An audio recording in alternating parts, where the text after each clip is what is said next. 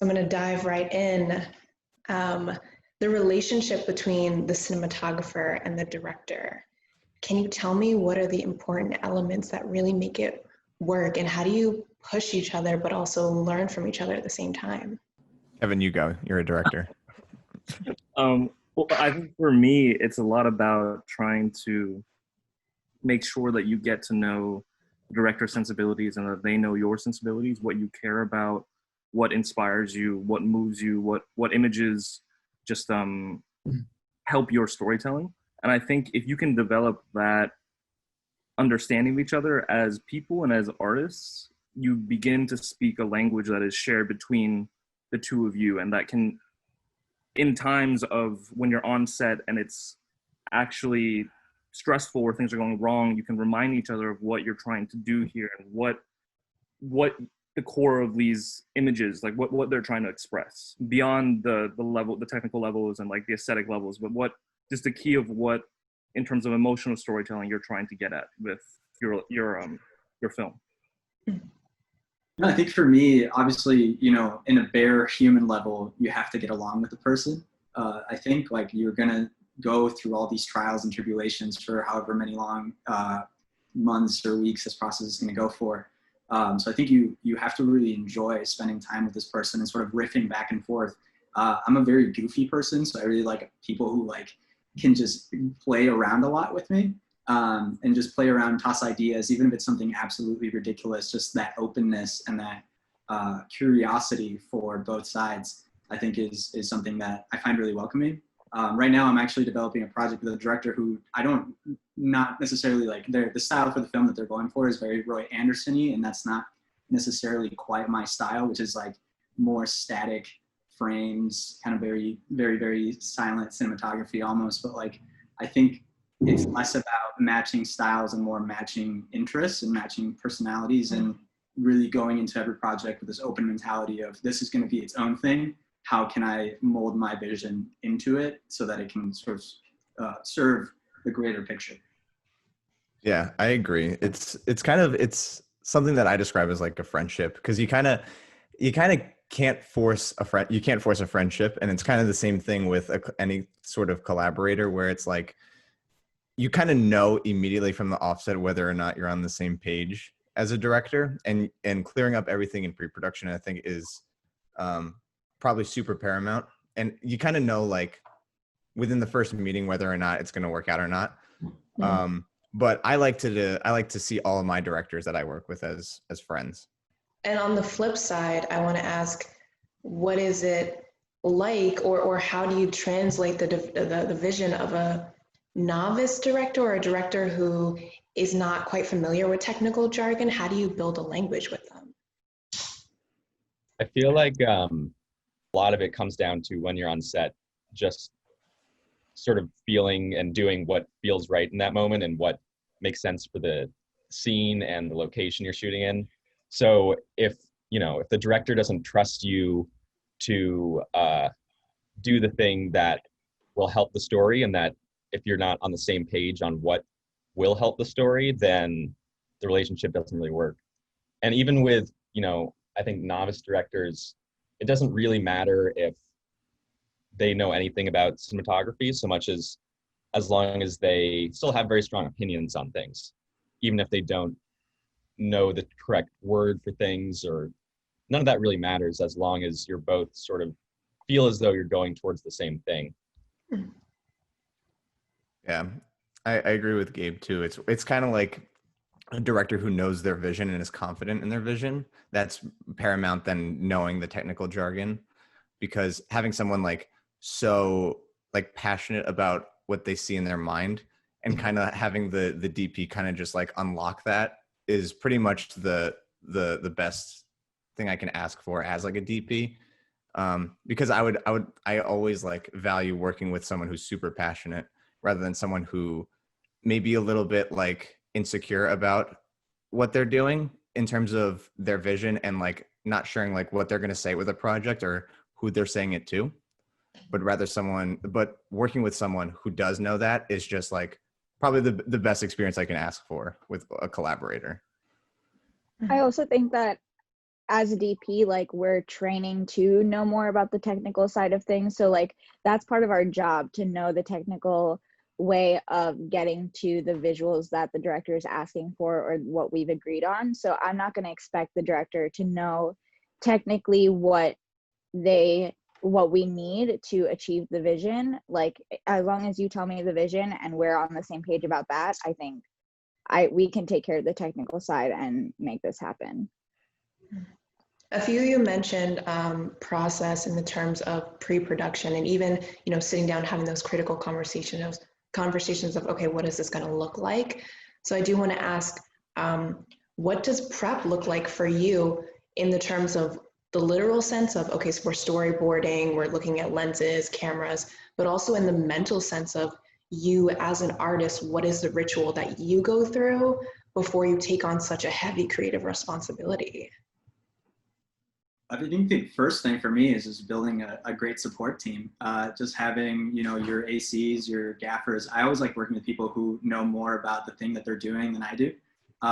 So especially when it comes to gaffing, like I'm all about cameras and tech and all that kind of jazz. But like when it comes to lighting, like I love working with people who are just very like in the moment, sort of like will come up with crazy ideas.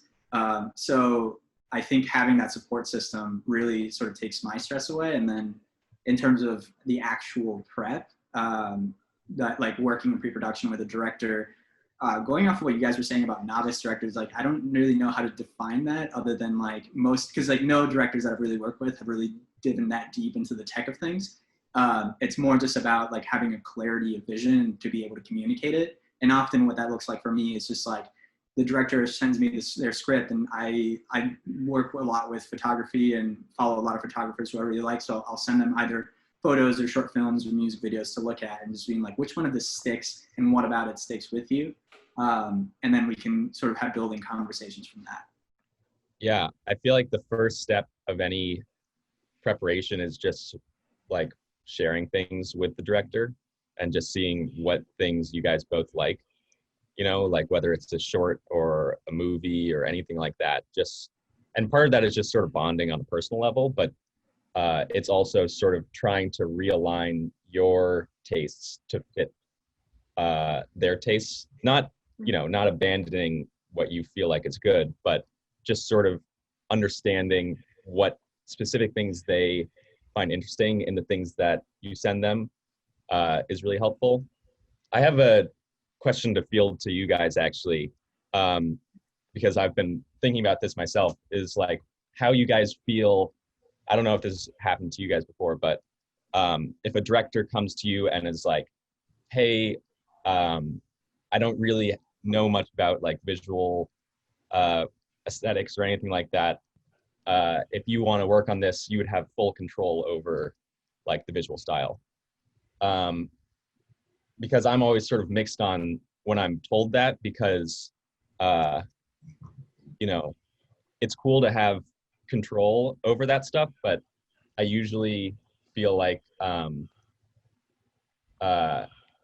know, it usually comes from a sense of just not feeling confident in their ideas, and those ideas always end up coming back up later. So I feel like, yeah, just wondering what you guys think about that specific scenario. This has happened to me before, but them saying like, hey, it's up to you of what you see visually here has come out of trust, because they trusted me and they trusted my sort of like visual aesthetic and kind of knew like, okay, Geetika, like kind of, you know, I like what Geetika likes. And so then they trusted me in that sense and said, you can sort of, however you see this, we can kind of shoot it that way. I do find it kind of difficult sometimes to take that control when I'm being given it, because I do want to shoot the director's vision, not my vision. But also every time I do read a script, I do visually paint a picture in my mind already of how I see things playing out. Like this is just something I've done. Like every time I read books, I like am picturing it happening and like already seeing it visually. So that kind of comes out when I read a script. And then when I sit down with the director to, you know, start talking about how the shots are going to look like or whatever, not even getting to the technical part yet. but like just like the storyboard or whatever, I kind of tell them like, hey, this is what I'm seeing. And if they're like, yep, I see the same thing, great. If they don't, then we can kind of either find a compromise or like go with whatever they're saying. But it usually balances out. But yeah, I've definitely had that happen to me for sure. The last project I worked on in the Congo, my director was sort of like that. She was like, great, like I hired you because I saw your work, I really liked it, I trust you, like have at it. But I try to, like, when I have worked with more novice directors who say, hey, you've got visual control, and then when we're in, you know, shooting and we're shooting on location, like, are like, no, I want it this way. I try to like pull it back into that and sort of be like, I understand, but we had set this tone of, you know, this is what the look of like this type of scene is going to look like. When you edit it together, it's not, if we're totally like throwing that out the window, like it's not going to look the same. So trying to like find some wiggle room, being like, how do you see this scene, or how does this like play out in your head, and how do we kind of like merge that with the vision I've already set for, you know, 80% of the film? Because it always does come back eventually. Like their vision will come out when, especially in certain scenes that are maybe more important to them. And I feel like you just kind of have to like wiggle and sort of be like, okay, how do we meet at like a visual end? Yeah, absolutely. Also to like branch off of Savannah, it's kind of when I do hear that phrase of like you have like, I want your visual aesthetic, I want like what you you have complete control. I always still try to subconsciously try to like keep the director's opinion at the forefront. I always try to kind of like, I'll send what I like, but I'm still asking for their opinion about like, what do you think of this? What do you think of this? Because it makes them feel like they're unlocking what they truly want. Because sometimes they might say like they don't know what they want, which is why they kind of hand it off in the first place. But involving the director, I'm a DP who loves to do like everything with the director. I don't like doing things just kind of like separate and then come together on set, because it's better to flesh out everything before you get on set, before the clock is ticking, before the money is draining away on set, and get everything as clear as possible in pre-production. Because once that clock is ticking, like you're not going to get that time back. It's like, it may just be time, but it's thousands of dollars just pouring every second. And pretty much it's always subliminally like reassuring the director, like, hey, this is what I think. It's more of just like in terms of pre-production, even giving things that they might not like relate to visuals, but still have like a mood, whether it be music, whether it be like photographs, anything that could help them unlock some kind of feeling. That's what we try and implement into the image in the end. Yeah, I think for me is, and going off of that, is like reading into what the intention is for every scene, sort of understanding where the viewpoint is coming from. And even if that's just like one of the shorts that I did that was kind of an exercise in this was a horror short, and it's just like, what is the perspective of this scene right now? And if it's, you know, the demon or whatever, the ghost, like it's going to look very different if it's just like the kid looking around the house. So like who is the perspective in this moment, and what is the intention there, and what are we trying to communicate? And then, you know, if you want my aesthetic on top of that, then that's a different story. But like, as long as that is met, that is the most important thing. Well, I'm hearing a lot about feeling and emotionality, and I want to follow that emotionality. So when you're in the thick of a scene and you're framing, you know, where do you find the emotionality? Do you anchor it in your actors' emotions, the characters, the actors' emotions? Is it in the space? You know, have you ever literally like walked the blocking of the actor because you needed to know, okay, this is the headspace I'm in, this is where we're at? I think for me, at least, it's always driven by the emotions of the characters, and trying to make sure that the camera is not only there just to observe, but to be an active participant in that emotional response, and making sure that you're expressing with whatever choice of frame that you choose, that you're expressing something about how that person is feeling. And I really love a lot of wides, and I love the way that a wide can make somebody feel very small, or making them feel as if their environment is in control of them, or is like burdening them in some way. And then, but on the other hand, like you can use an extreme close-up and something that is almost where you're almost fighting to find focus to show that feeling of not being able to grasp where you are and what's around you and being stuck inside yourself in that way. And I think if you are able to think about, like, use emotion as a priority when you're framing images and making images, you access this whole nother side of cinematography that hopefully will advance the storytelling that you and the director are trying to achieve.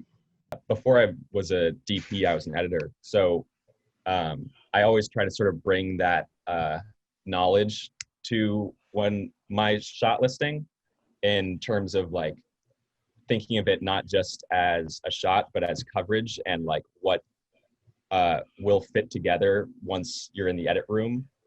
I'm so interested too, because I actually only shoot documentary. So like, it's so interesting hearing everybody talk about like their actors and stuff, because I'm like, I don't know.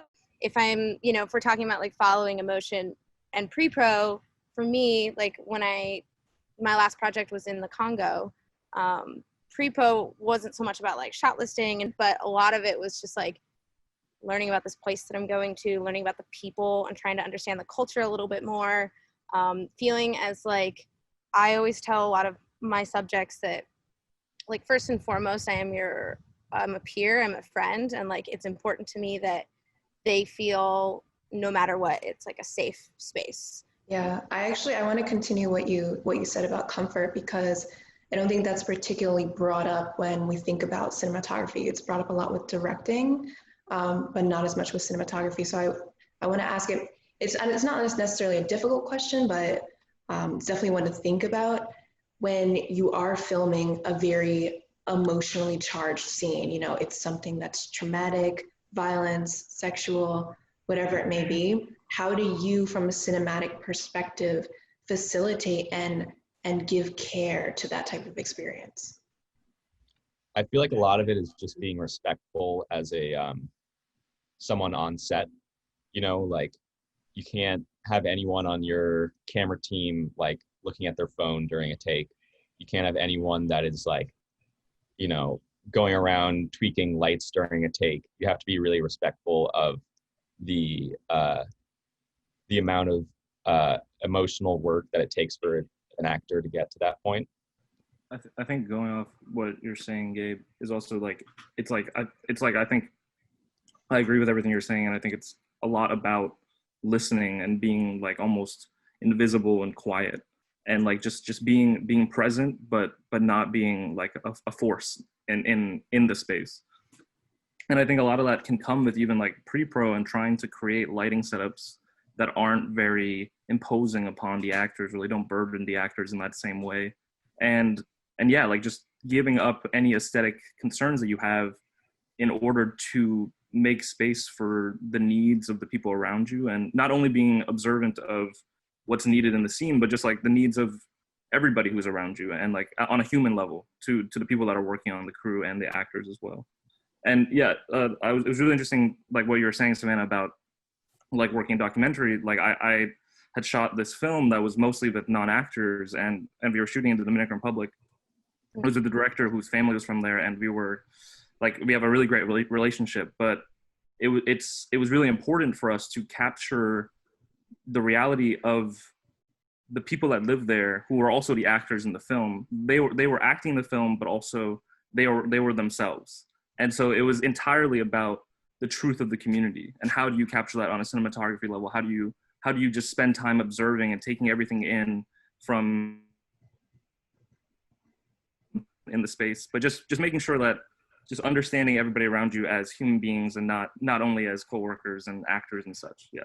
Yeah, and I feel like that ties a lot into my lens choices. Most of the time I really try to pick lenses that can give me both like these beautiful up close, like vulnerable cinematic looks, but I usually always carry zooms with me, because I like, yeah, sometimes you have to respect that, and sometimes people in places like DR or, you know, the Congo in Africa, like don't like cameras in their faces, don't like things, you know, like are uncomfortable with that, and you have to respect it. Yeah, and it also is very important that between takes, you constantly check in to make sure everyone's okay, especially if you're doing a scene that revolves around you being a force. For example, like if you're going to film a scene of violence, whether there are two ways that you could frame it. You could be either like in the middle of the violence and you can make the camera like inside like a circle of violence, or you can be detached to make it like seem like you're an observer of the violence and make it seem like it's like an uncomfortable feeling. It's always just constantly checking in, making sure you're not impeding on any of the actors, making any of the actors uncomfortable, because it is a gigantic like computer just being like stuck in their face, and it could seem like very like eerie. So it's always just making sure like everything's okay. Like, hey, do you need me to step out? Just always making sure everyone's comfortable.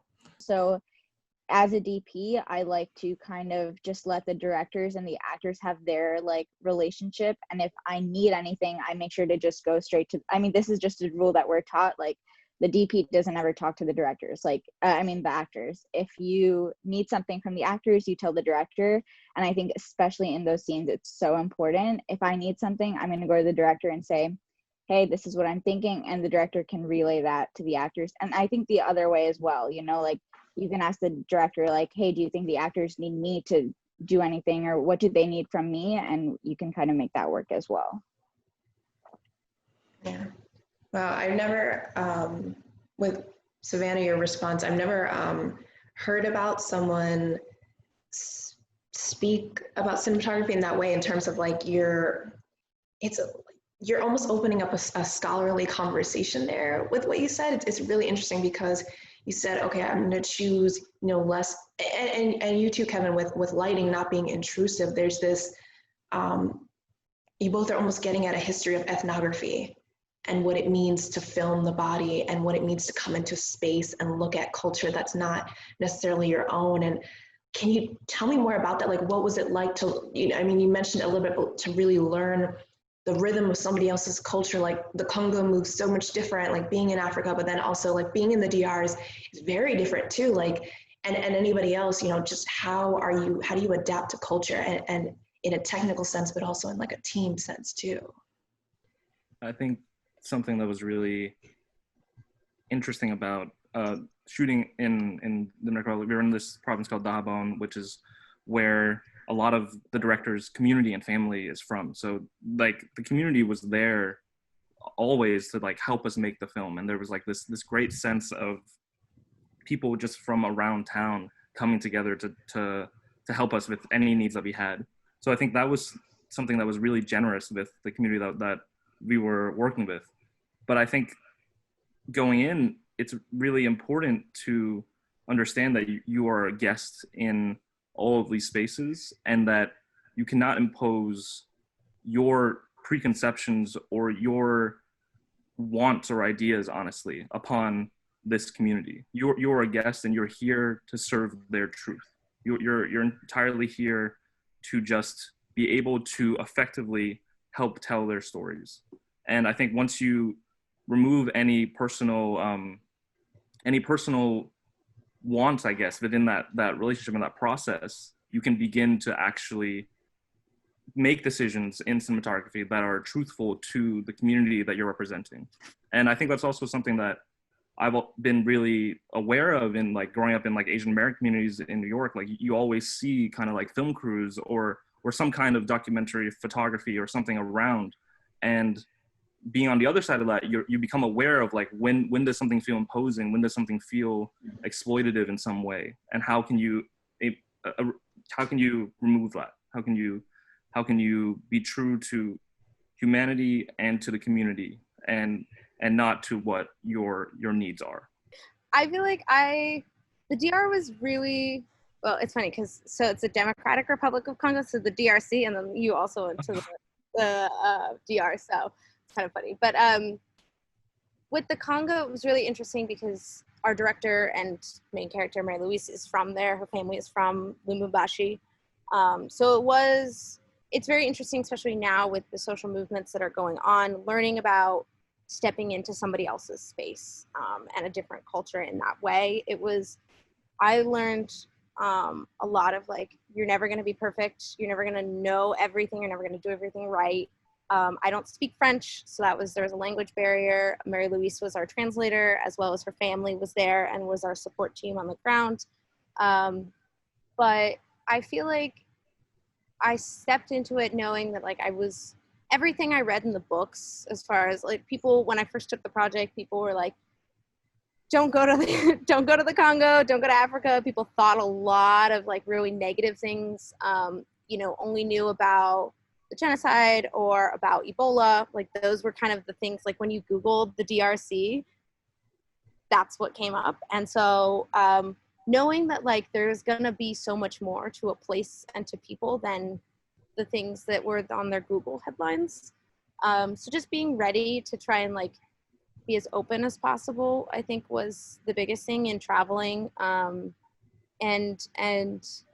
I started, doing photography professionally like 2 or 3 years ago. And that's where I kind of had sat myself down and said like, here's what I think a good photograph looks like. And here's what I think a good photographer is. And like these kind of moral code for myself. And that translated a lot when I switched to continued to do DP work, because I was like, these are the standards I really hold myself to. I want to make sure people always feel comfortable with me, to feel like they can come to me, like this is an intrusive thing, having this fat camera in your face. How do I make people feel as comfortable as possible? And I kind of brought that from my photography into my cinematography. And I feel like traveling just really helps me like fine tune that moral code and communication with people, because you kind of, I think in order to get that stuff that we're really looking for, that like magic, you have to have a relationship with these people. You have to treat them like people. They're not just your subjects or objects. They have these diverse living, breathing lives that are very complex. For me, at least when you're working on stories that are really about realism and about real people and sort of,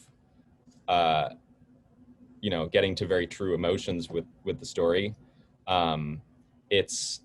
you try to find a way where you can think about it as you're lighting the location rather than you just lighting, knowing that a character is going to end up in a certain place, so you put the light there. But, finding that blend where it's, you're polishing the realism, so it's not entirely just natural lighting, but you're finding sort of the balance between how you can create a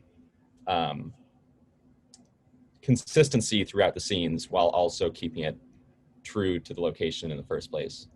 It's kind of seen as like this taboo in cinematography, where if you use like things that are not film lights, you're not like being a DP, whereas it's something that I've learned to embrace. And I've actually found that the things that I've shot with practicals looks immensely better, because there's a certain quality that you can't get from film lights that really like truly resemble house lights.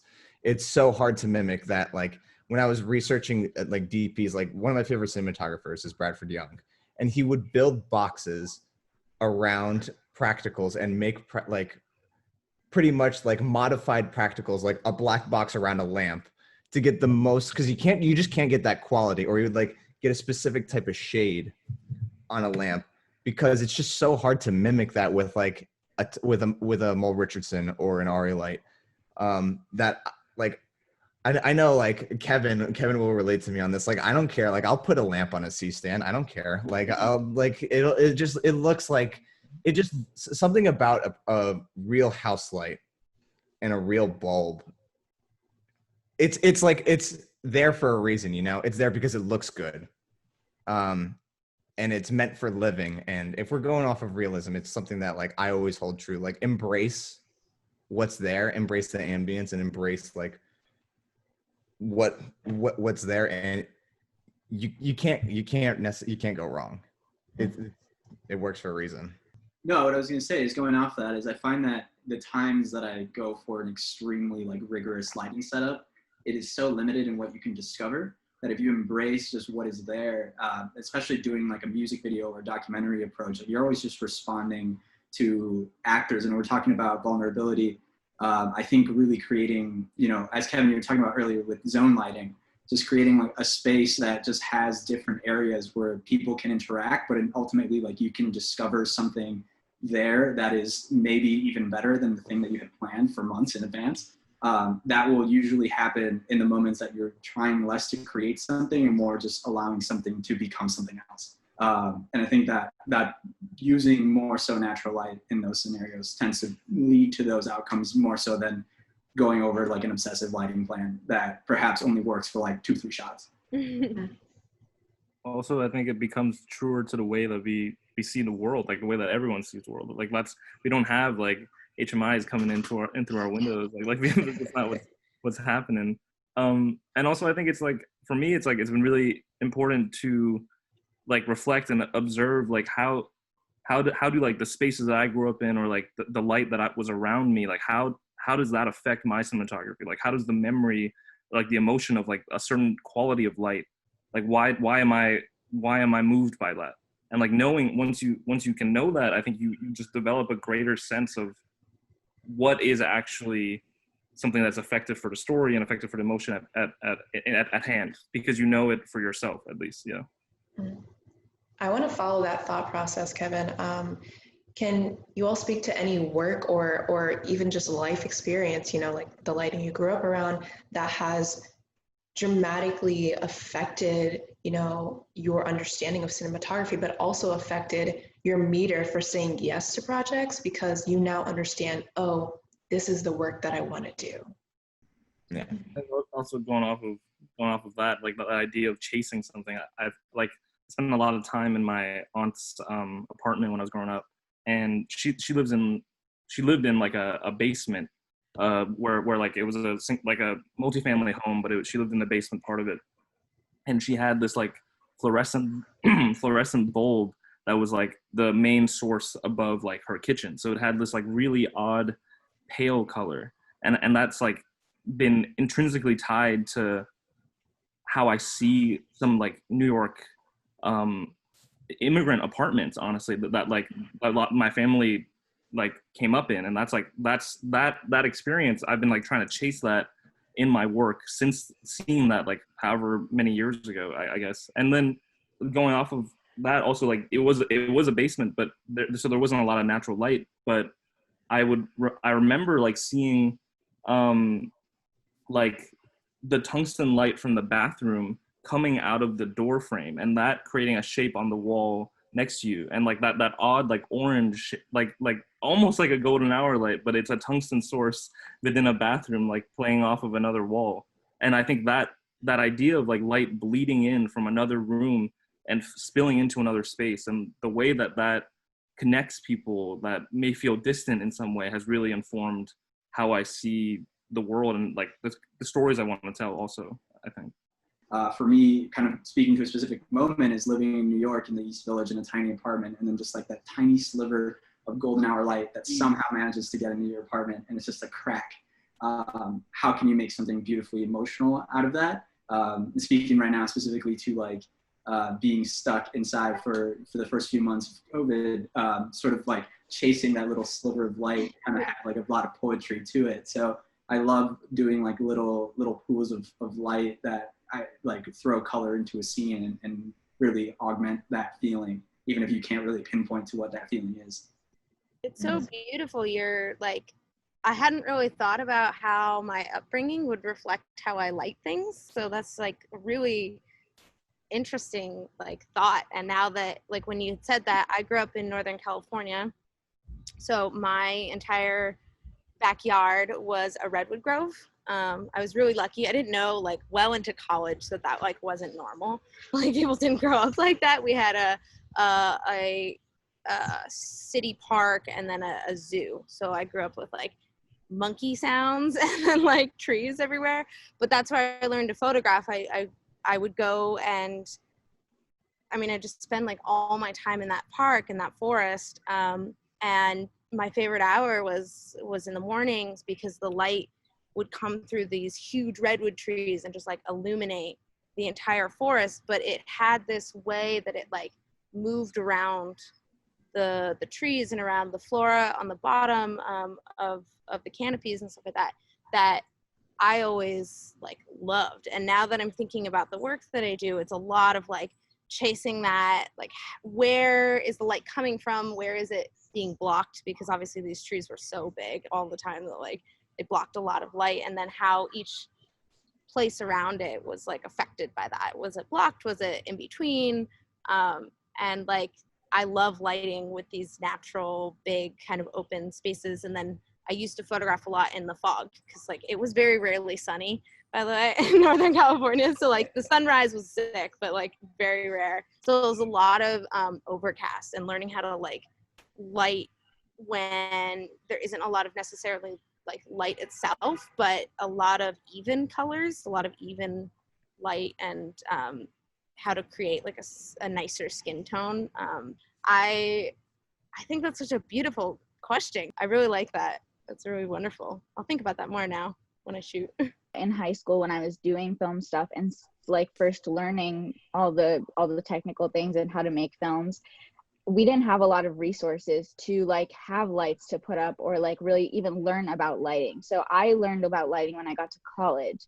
But any work that I did before that was a lot of just natural light or working with the lights in the space. And I've kind of just like not really put so much pressure on like, okay, this lighting has to be perfect so that the shot looks good or the tone comes out or whatever. It's part of whatever is happening and whatever we're shooting. And I want that to all work together instead of kind of being such a like conductor of the space and like orchestrating it all to, you know, flow in a certain way. I think part of filming and part of shooting is just letting things come together naturally and working with whatever is there in that space. I found like an interesting quirk with me was that like I grew up and my parents like hated wasting money, and so we would never turn on any lights in the house when it's daytime. Like, you got enough light right there, it's fine, like you can see. So pretty much like what I've learned like within my lighting style is that I kind of always light from a single source now, and I base off everything off of that. Like, so if we got a daylight scene, I'll use like a main source, and then like if I need any other light, I'll bounce it, or I'll try and just add a little like hint. But as soon as like a tungsten is placed on during a daylight scene, I'm like, everything's wrong. I'm like, everything is like everything's thrown off. Nothing's right. Like, we got to shut everything off. And I've kind of realized that like, also back to that like wasting money thing. It's like, I've kind of started to become more fond of simple lighting and kind of basing everything off of one thing. Cause I feel like once you start throwing more money and like more lights, everything becomes like, for me, in my opinion, in like my experience, people like throwing money to like solve problems, and it just doesn't work a lot of the time. And it starts making things look fake, like looking artificial. So I've been starting to like embrace as much of like using the most of what you have and kind of finding that challenge. Cause it always, for me, it always comes out more beautiful in the end. So I do want to ask about celluloid versus digital. It's a huge conversation that's happening in the film community, specifically the cinematography community. But I don't want to ask it in the way, or I want to shift the narrative away from one versus the other to the importance of choice and resisting standardization in the industry. I think that's really important. Yeah, sort of going off that, I would even include like lo-fi kind of tech, whether like VCR or like VHS, and kind of, I think for me it's a texture sort of thing. It's like what do you like? Digital for me is actually the cleanest. You know, like shooting film has already like this inherent nostalgic quality to it that puts some sort of, whether it's like very warm sort of feelings for me, at least that I associate with it. Whereas if you shoot something more VHS-y, more lo-fi, it kind of has like a grunginess to it. So I think it's where you find the character of the piece, and like kind of like what its emotional backbone is, through the medium itself. I think I was watching this interview with Christopher Nolan, and he was talking about this. And he was saying how, and I agree with this, that audiences are a lot more visually educated than they probably get credit for. You know, even if they can't, you know, tell the difference between something that's shot on film versus something that's shot on digital, there is a sort of subconscious way that affects the way that they view something. He was saying, you know, like an audience member, if they watch something for 10 seconds, they can tell you if it's a TV show, a movie, like a Oscar movie, or a commercial. And a lot that, you know, even if they have no understanding of what it is that they're watching or like why something looks a certain way, they deep down, like, it very much affects the way that they watch it. So I think, because I hear a lot of directors now saying like, oh, like you can shoot it on an iPhone, like look at this movie, look at this, like they did it. And while that's true, it doesn't mean that anything can be shot on an iPhone. Like that has to be an intrinsic part of the story, that you're expecting the audience to view it as something that was shot that way. Not that like you can shoot it that way and think that audience members like won't even notice, because there is always, it very much affects the way that they view something. So when it comes to celluloid, you know, even if a lot of times you can't really tell the difference, there are these really minor subtleties that can remind you of movies you've watched, and with that sort of comes a certain array of memories and emotions that affect the way that you come at what you're watching. Yeah, and also to branch off of that, it branching off of the like subtextual, like subconsciousness of emotion, I think that is like the most important thing when considering the choice of celluloid versus digital, because something that I've always like noticed for me, if we're going to talk like in a case study perspective, whenever there's a historical film that takes place in the past, if it's shot on digital, it immediately like reads as like false to me, or like something a little too clean. Whereas like the way that a film like Jackie was shot, Jackie is like one of the rarest like examples of a biopic or a historical film that really feels like it could have been filmed like in the moment, because they did such like an intense research on how it should be presented, how Pablo Larraín wanted to present the visuals of that film. And it always goes back to like what feels right, and what feels in the moment, and what is trying to be presented and communicated to the audience in the end. Yeah, I don't think I try to avoid ever getting trapped in the mindset of like, this has to be shot on digital because this kind of story. But it's more just like, because, you know, you look at a film like Roma, and like that was shot on the LF and the period piece, and it, you know, in interviews he talks about how Cuarón talks about how he wanted it to feel kind of modern. He didn't want it to feel like you were looking at the past. So it all eventually comes back to perspective and like how you want the audience to experience it, and through which character or what emotion you want them to be coming at the film. Yeah. I think it's also, unfortunately, a budgetary choice at this point. I don't think any of us would love to like admit that that's true, but I think that at this point it's kind of a privilege to get to shoot on celluloid, to have that experience. But everybody's chasing this look like celluloid, and unfortunately I haven't had the opportunity to use it because I can't afford it. That's where my lenses play a really big deal. I try to use a lot of vintage glass so that I can mimic not necessarily the texture of the film, but like that light, the way the light comes through old glass. It's just so different, like a master prime versus a Cook, or like some of the older Zeiss lenses, like this is different.